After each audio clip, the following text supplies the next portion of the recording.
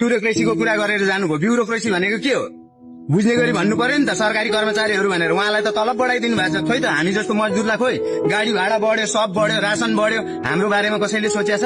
हाम्रो म यहाँ अनसन बसे कति 20 दिन, कसैले मेरो मिडियामा कसैले सुन्नुभयो? कर्मचारीले कुनै पनि मिडियाले ओहो मजदुरलाई पनि यस्तो हुँदो रहेछ भनेर? मजदुर कति पीडित छन् यहाँ? देश कसले बनाउँछ? यो सडक पिच गर्दाखेरि खुन पसिना कसले चुहाउँछ? भन्नु न तपाईँ आफै। यो सडक पिच गर्दाखेरि त्यो तातो अलकट्रा कसले बोक्छ? इन्जिनियरले बोक्छ। तर त्यो गरिबले त्यो अलकत्ता बोकेको पैसा पनि पाउँदैन, ठेकदारले खाएर हिँडिन्छन्। सुनिदिने कोही छैन। एउटा संस्था छ जी फन्ड भन्ने, हामी त्यहाँको पनि म पनि सदस्यता हो। मेरो समस्या बोकेर मैले ठेकदारले पैसा दिएन भनेर यहाँ 20 दिन अनसन बस्दा कसैले टेड पुछार लाएनन्। अरूको त कुरै छोड्दिनुहोस्, तपाईँहरूले टेड पुछार लाएन, अरू के कुरा गर्ने हो? बुझ्नुभयो नि? तपाईँहरू पनि आफ्नै दुनो सोच्याउने हो। सबजना आफ्नो स्वार्थ मात्र हो नि। भात खानको लागि मात्र त कमाउन त आएको हो नि। त्यसको चिन्ता कसलाई छ र यहाँ?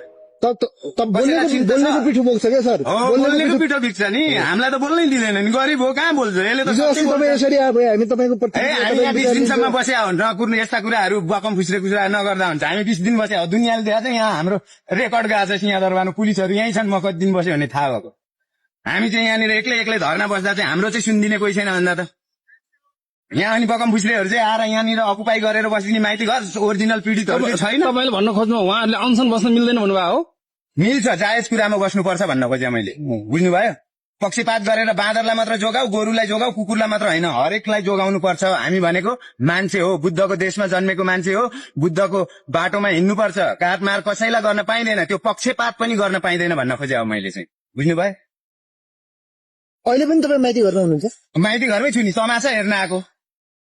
यहाँ के गर्छन्? जहिले त तमासा गर्छन्, देश बनाउने नाममा तमासा गर्छन्। देश बनाउने सोच कसैको देख्नु भएको छ?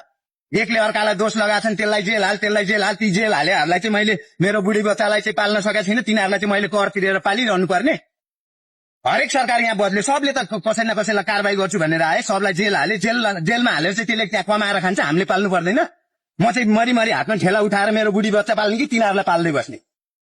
हामीले पाल्नु पर्छ कि पर्दैन? कसले पाल्छ? सरकार भनेको कसको? सरकारमा पैसा कसको जान्छ?